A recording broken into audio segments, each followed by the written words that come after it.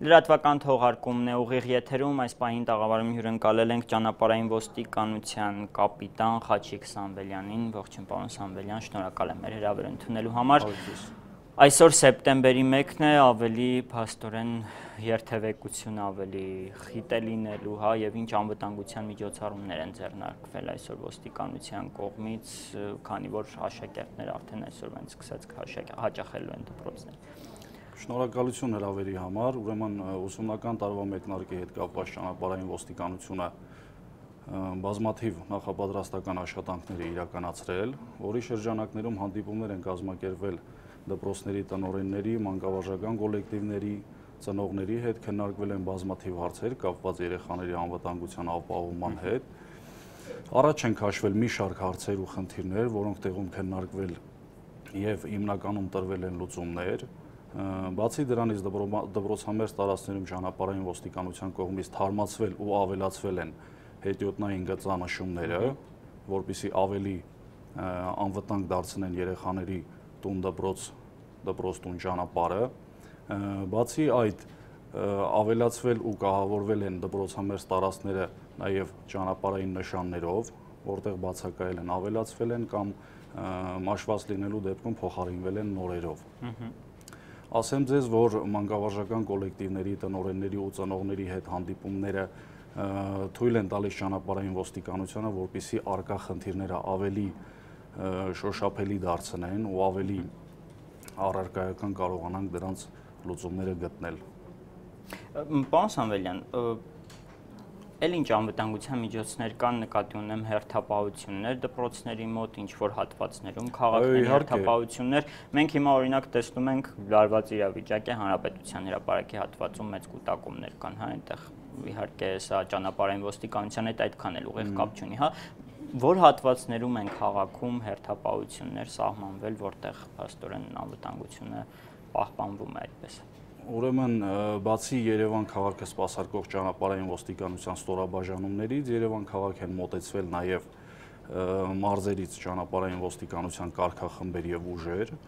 որպեսզի կարողանանք դպրոցամերձ տարածքներում ապահովել անվտանգությունը, այսինքն առավոտյան ժամը 08:00-ից մինչև 09:15 կարգախմբերը հերթապահում են դպրոցամերձ տարածքներում։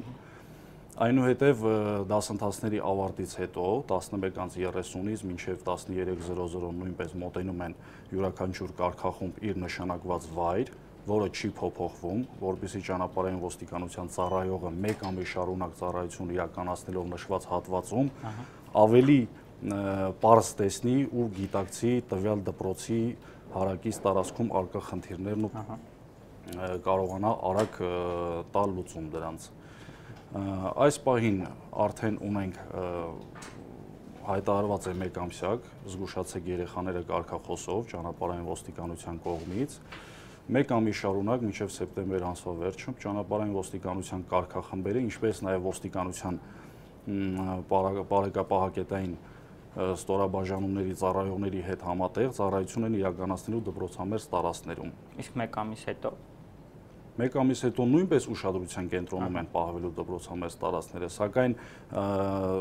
1 ամսյակի նշանակված ծառայությունը տևելու է միայն մինչև սեպտեմբեր ամսվա վերջը։ Հետո այլ տենց կարգախմբեր չեն գնալու դպրոցներ, այդ ձևով չի ապահովվելու։ Այդ ձևով չի ապահովելու, բայց մշտապես ուշադրության կենտրոնում է պահվելու, քանի որ խնդիրը կապված է մեր երեխաների հետ, որը ճանապարհային ոստիկանությունը, ինչպես նաև ամբողջ ոստիկանությունը մշտապես պահում է ուշադրության կենտրոնում եւ ավելի,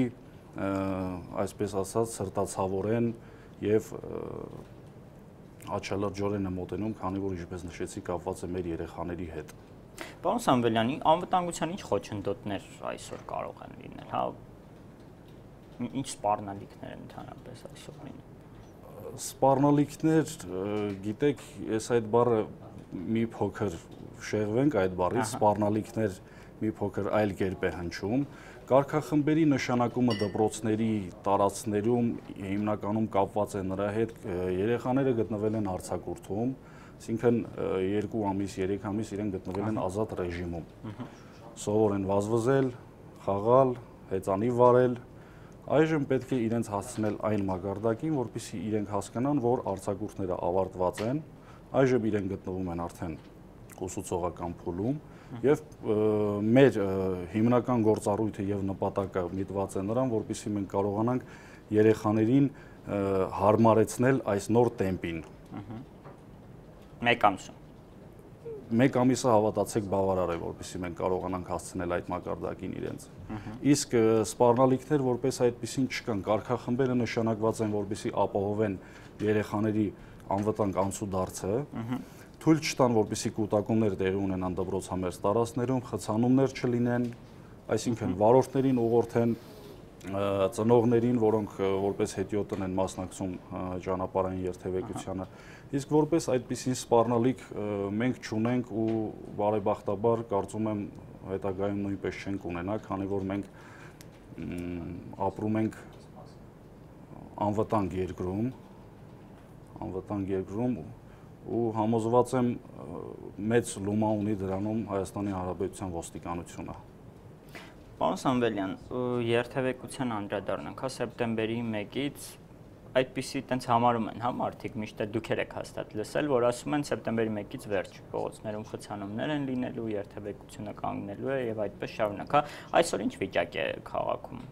Կան արդյոք մեծ խցանումներ։ Բնականաբար ամառային արձակուրդներից, երբ որ քաղաքացիներից շատերը գտնվում են արձակուրդներում, բացակայում են հանրապետությունից, այսինքն դրա հետ մեկտեղ սակավ է դառնում նաև տրանսպորտային միջոցների թիվը, հետիոտների թիվն է սակավ դառնում, իսկ սեպտեմբերի 1-ից արդեն սկսվում է դպրոցներ, ուսանողներն են արդեն սկսում հաճախել համալսարաններ եւ համապատասխան կրթօջախներ, այդ իսկ պատճառով եւ երթևեկությունն է ավելի ինտենսիվ դառնում եւ հետիոտների հոսքը։ Այսօր կարող է մի փոքր ծանրացած երթևեկություն ունենանք, չնայած որ ճանապարհային ոստիկանության կարգախմբերը բացի այն, որ ծառայություն են իրականացնում դպրոցամերձ տարածքներում, նաև եթե նկատել եք, ապահովում են Երևան քաղաքի համարյա թե բոլոր խաչմերուկների, որոնք ծանրաբեռնված կարող են լինել, անցանելիությունը, այսինքն խաչմերուկները, որոնք որ կարգավորվում են լուսացույցով, տվյալ պարագայում կարգավորվում է ճանապարհային ոստիկանության ծառայողի կողմից։ Իսկ հիմա տվյալներ կան, պարոն Սամվելյան, թե որ հատվածում է այսօր եղել ավելի խցանված փողոցը։ Վիճակագրություն որպես այդպեսին ներկայացնել չեմ կարող, քանի որ վաղ է դեռ, բայց որևէ այդպես խնդիր առաջացնող մտահոգիչ խաչմերուկ, փողոց կամ դպրոցամերձ տարածք այս պահի դրությամբ մենք չենք ունեցել։ Մի այսպիսի խցանման պատճառ է, հաճախ մենք տեսնում ենք հատկապես կենտրոնի դպրոցներում է դա նկատվում կենտրոն վարչական շրջանների դպրոցների դիմաց երկրորդ անգամ երրորդ շարքում մեքենաներ են կայանում նույն Պուշկին, Չեխով եւ այսպես շարունակ, մի քանի դպրոցների մոտ հատկապես հայտնի են նման երևույթները։ Այստեղ ոստիկանությունը ինչ է անում, որպեսզի նման դեպք չլինի, որովհետեւ դրա պատճառով նույնպես մեծ խցանումներ են լինում։ Իհարկե, համաձայն եմ ձեզ հետ, որ խցանումներ են տեղի ունենում, սակայն ճանապարհային ոստիկանության կարգախմբերը, ինչպես անշարժ ծառայություն իրականացնողները, այնպես էլ շրջիկ ծառայություն իրականացնողները, մշտապես ուշադրության կենտրոնում են պահում դպրոցամերձ տարածքները, եթե նկատել եք կամ մոտենում, զգուշացնում են, որպեսզի դուրս բերեն կամ ծառայողական մեքենայի բարձրախոսի միջոցով են, այսինքն միջոցներ ձեռնարկվում են, որպեսզի վարորդներին թույլ չտանք իրավախախտում թույլ տալ կամ իրենց գործողությունների հետևանքով խցանումներ առաջացնել։ Ինչու է դա դառնում, կարծես թե սովորական տեսարան, երբ այդպիսի մի քանի դպրոցների դիմաց մենք տեսնում ենք մեքենաները երկրորդ անգամ մեկ երրորդ շարքով կայանած։ Որպես պատճառ իհարկե ասում են, որ պաշտոնյաներ են եւ ոստիկանները ոչինչ չեն ասում իրենց։ Ես թույլ տվեք չհամաձայնվեմ ձեզ հետ, քանի որ ճանապարհային ոստիկանության համար անպատժելի վարորդ գոյություն չունի, յուրաքանչյուր իրավախախտ վարորդ հայտնաբերման դեպքում անպայման միջոցներ են կիրառվում նրա նկատմամբ, ընդհանուր մինչև վարչական ներգործության միջոցներ, այսինքն վարորդը ենթարկվում է վարչական պատասխանատվության։ Այդ դեպքում ինչու են այնտեղ անընդհատ մեքենաներ կանգնում։ Սամվելյան, ի վերջո դա սովորական տեսարան է, դեռևս չի նշանակում, որ ճանապարհային ոստիկանությունը չի կարողանում որևէ ներգործություն կիրառել նրանց նկատմամբ։ Այսինքն իրավախախտումը կատարվում է, հայտնաբերվում է եւ անպայման վարորդը ենթարկվում է վարչական պատասխանատվության համապատասխանաբար կատարված արարքի։ Իսկ մտածել, որ ճանապարհային ոստիկանությունը աչք է փակում որոշ դպրոցների, որտեղ սովորում են այս կամ այն պաշտոնյայի երեխաները, նման միտք նույնիսկ մենք չունենք։ Ու էլի կրկնում եմ, թույլ տվեք։ Պարզապես ոստիկանները տուգանում են, նրանք նորից գալիս կանգնում են։ Գիտեք ինչ, այսպես ասեմ, ճանապարհային ոստիկանության խնդիրը տուգանելը չի միայն։ Մենք ունենք նաև կանխարգելիչ գործառույթներ, հենց մեկը բարձրախոսի միջոցով կամ մոտենալ զգուշացնել, կամ ճանապարհային նշանների միջոցով, որտեղ երևի թե նկատած կլինեք, որտեղ քարշակ է պատկերված ճանապարհային նշան, այսինքն կայանելու դեպքում քարշակով տեղափոխեն ճանապարհային ոստիկանության պահպանվող հատուկ տարածք։ Այսինքն բացի այն տուգանելու գործառույթից ունենք նաև կանխարգելիչ ու ասեմ ձեզ, որ վերջին ժամանակներում բավականին մեր վարորդների եւ քաղաքացիների կենսամակարդակը այդ առումով նույնպես բարձրացել է, այսինքն նրանք նույնպես գիտակցում են, միգուցե մեկը շտապողականության հետևանքով կամ կայանելու տեղ չունենալու պատճառով կկանգնի երկրորդ շարքում եւ խոչընդոտ կստեղծի, բայց ինչ որ մեկը միտումնավոր ինչ որ բարեկամի կամ ինչ որ մեկի վրա հույս դնելով իրավախախտում թույլ տա, իրավախախտումը մնա անպատիժ, նման բան գոյություն չունի, հավատացնում եմ ձեզ։ Շատ լավ։ Պարոն Սամվելյան, Երևանի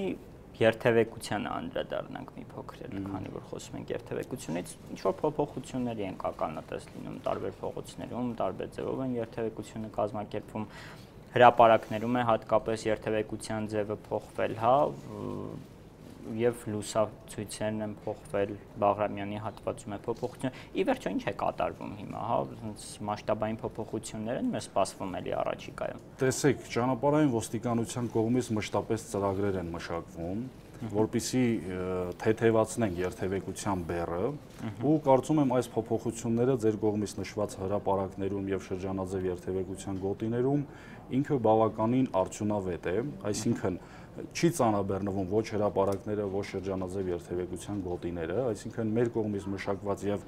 արդեն իսկ գործածված այս մեթոդները թեկուզ եւ Կոմիտասի պողոտայի, Բաղրամյան պողոտայի այդ լրացուցիչ դեպի ձախ երթևեկող տրանսպորտային միջոցների համար առանձին ուղեգոտի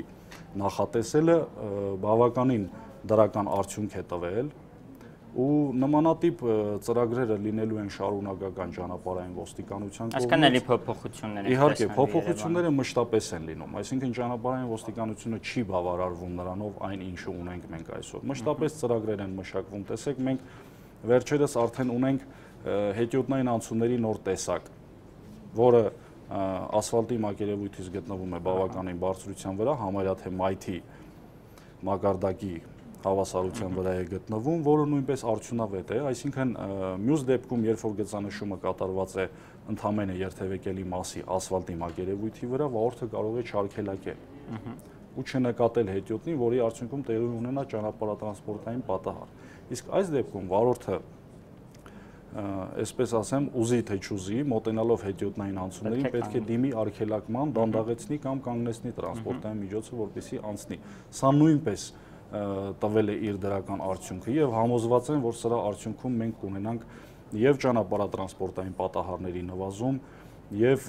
զոհերի եւ վիրավորների թվում նույնպես կունենանք։ Առաջիկայում ինչ նմանատիպ տենց մասշտաբային փոփոխություն սպասել, հա, դրանք լրիվ նորություններ էին։ Դրանք նորություններ են, որոնք սկսվել են կիրառվել 2017 թվականի ընթացքում, իսկ առաջիկայում ինչ փոփոխություններ կլինեն, թող լինի անակնկալ։ Եվ մեկ հարց որևէ պատրաստված այդպիսի ծրագիր կամ որևէ փոփոխություն այս պահին վերջնական չունենք, բայց համոզված եղեք, որևէ փոփոխություն եթե կատարվում է, դա կատարվում է իշահ մեր քաղաքացիների, մեր երեխաների, մեր վարորդների, մեր հետիոտների, որպեսզի կարողանան կազմակերպել իրենց անվտանգ առօրյան։ Եվ վերջին երկու հարցս, պարոն Սամվելյան, մենք հիշում ենք, որ ամիսներ առաջ տեսախցիկները, հա, ոստիկանների վրա տեղադրվեցին, որպեսզի կոռուպցիոն ռիսկերը նվազեցվեն։ Օգուտ տվեց դա։ Միանշանակ օգուտ տվեց։ Ուրեմն բացի կոռուպցիոն ռիսկերից, բացի տեսախցիկներից, կոռուպցիոն ռիսկերի դեմ ճանապարհային ոստիկանությունը, ինչու՞ չէ, ոստիկանությունը ամբողջությամբ եւ տարբեր կառույցներ միջոցներ են ձեռնարկում, տարբեր միջոցներով փորձում են նվազեցնել, հասցնել զրոյական մակարդակի, բայց ցավոք սրտի այսօր ունենք երևույթներ, որոնք բացառիկ են, ցավալի են իհարկե ճանապարհային ոստիկանության, ամբողջ ոստիկանության համար։ Ինչ վերաբերվում է տեսախցիկներին, տեսախցիկները բավական դրական արդյունք են տվել եւ կոռուպցիոն ռիսկերի հետ կապված, եւ տարբեր իրավիճակների հետ կապված, ավելի կարելի է ասել հեշտացել է որևէ իրավիճակի ճիշտ լուծում գտնելը եւ բովանդակային առումով եւ բոլոր այն առումներով, որոնք նախկինում հնարավոր չէր կամ շատ դժվար էր հիմնավորել եւ ապացուցել։ Պարոն Սամվելյան, ինչու եմ հարցնում, որովհետեւ շատ են դեպքերը հիմա ասում են, երբ որ ոստիկանը կարող է անջատել տեսախցիկը եւ կրկին վերցնել գումարը։ Կարող է ոստիկանը անջատել այդ տեսախցիկը։ Տեսեք, ճանապարհային ոստիկանության պետի 2016 թվականի հրամանի համաձայն, դեկտեմբերի 26-ի 301 հրամանի համաձայն, ճանապարհային ոստիկանության տեսուչը, ծառայողը ծառայության դուրս գալիս, միացնում է իր տեսախցիկը եւ մինչեւ ծառայության ավարտը, որը տևում է 8 ժամ, պետք է ծառայի միացված անհատական տեսախցիկով։ Բայց ինքը կարող է անջատել։ Ինքը կարող է անջատել։ Ինքը կարող է անջատել, բայց նման փաստի հայտնաբերման դեպքում, որ ճանապարհային ոստիկանության ծառայողը ծառայությունը իրականացվել անջատված տեսախցիկով, առանց հիմնավոր պատճառի, որը կապված չէ տեխնիկական որևէ անսարքության հետ կամ մարդկոցի լիցքաթափման հետ, ապա ճանապարհային ոստիկանության ծառայողի նկատմամբ նույնպես միջոցներ են ձեռնարկվում կարգապահական խախտումը հայտնաբերելու, ի հայտ բերելու եւ առկայության դեպքում անպայման համապատասխան միջոցներ են կիրառվում։ Եվ վերջին հարց, պարոն Սամվելյան, կապված քաղաքացիների խախտումներից իհարկե ոստիկանները միշտ են խոսում, հա, բայց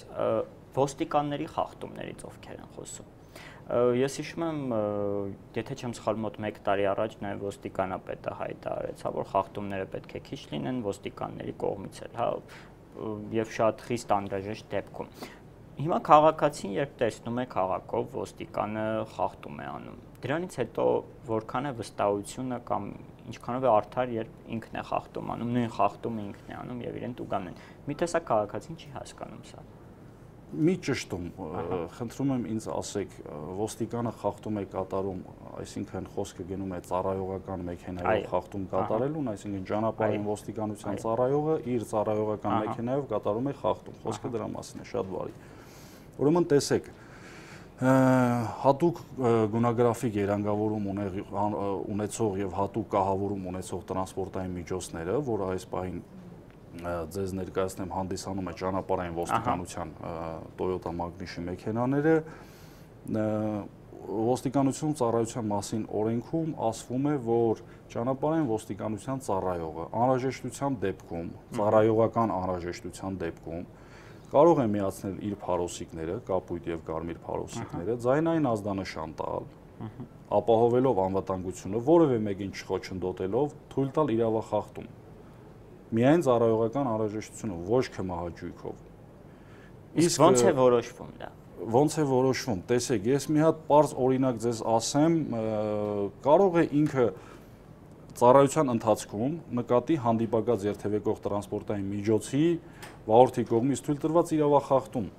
Ինքը չի կարող գնալ հետադարձ կատարել նախատեսված վայրից կամ լուսացույցի կամ խաչմերուկում, դա ժամանակ է, այսինքն կարող է ինքը կորցնել, ճիշտ է, իրավախախտ վարորդին։ Տվյալ դեպքում ինքը կատարում է օրենքով սահմանված իր լիազորությունները, այն ինչը որ ես նշեցի, ու բնականաբար նորմալ է դա իր կողմից թույլ տրված իրավախախտումը։ Քմահաճույքով թույլ տրված իրավախախտումները, հավատացնում եմ ձեզ, չեն խրախուսում ոչ ճանապարհային ոստիկանության, ոչ ոստիկանության ղեկավարության կողմից։ Բայց եթե ճանապարհային ոստիկանության ծառայողը հիմնավորում է, որ ինքը իրավախախտումը թույլ է տվել ծառայողական անհրաժեշտությունից ելնելով, դա իր լիազորությունների շրջանակներում է։ Շնորհակալ եմ հրավեր ընդունելու համար, պարոն Սամվելյան։ Հիշեցնեմ, տաղավարում հյուրընկալել էինք ճանապարհային ոստիկանության կապիտան Խաչիկ Սամվելյանին։ Խոսում ենք այսօրվա անվտանգության միջոցառումներից եւ մայրաքաղաքի երթևեկության փոփոխություններից։